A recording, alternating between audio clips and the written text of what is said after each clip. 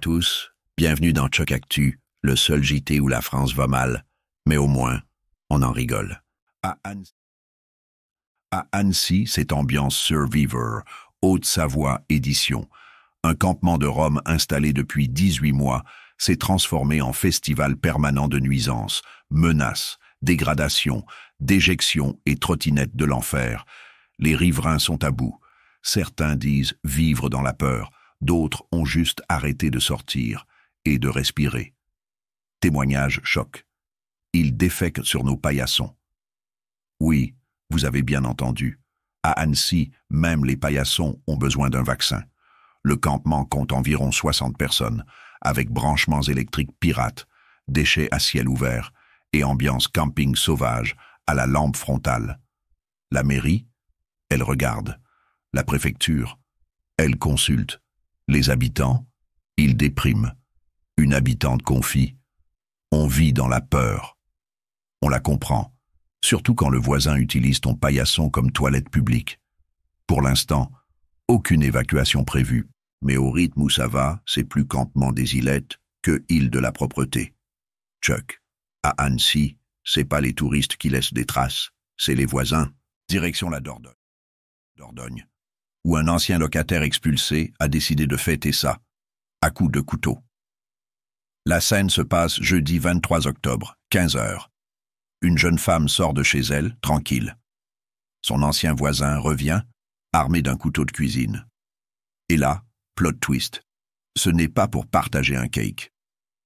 Il la frappe plusieurs fois au visage, devant témoins.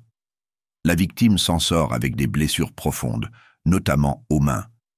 Preuve qu'elle a tenté de se défendre ou de récupérer le couteau pour faire une carbonara, on ne sait pas. L'agresseur, il nie tout. Il dit qu'il était juste dans le coin avec un couteau. Normal, c'est Bergerac, pas Bagdad. Il est maintenant en détention provisoire, avec une expertise psychiatrique à venir. Verdict prévu le 8 décembre. Avec un peu de chance, il pourra fêter Noël en cellule, avec une dinde en plastique et des couverts en mousse. Chuck. Quand on parle de loyer qui déchire à Bergerac, c'est au sens propre. À Toulouse, la guerre des squats continue. Des propriétaires excédés n'attendent plus la justice. Ils embauchent directement des mercenaires. Oui. En 2025, certains paient des gars pour déloger leurs squatteurs à la Jason Bourne. Exemple, Guy, un Toulousain qui a vu sa maison squattée pendant 6 mois. À force de démarches inutiles, il a fini par camper dans sa propre caravane, devant sa maison. Il a mis la musique à fond jour et nuit pour faire fuir la squatteuse. En résumé, il a fait Vérisure, version techno hardcore, et ça a marché. Mais d'autres vont plus loin. Ils payent entre 5 000 et 10 000 euros pour des interventions express. Des mecs arrivent, changent les serrures, vident les lieux et disparaissent. Problème, c'est illégal. 3 ans de prison et 30 000 euros d'amende. En France, il est plus rapide d'embaucher un ninja que d'avoir un jugement. Et la loi anti-squat de 2023, censée accélérer les expulsions, elle avance à la vitesse d'un dossier administratif en RTT. Chuck. La justice dort. Les squatteurs dorment chez toi. Voilà la France de 2025.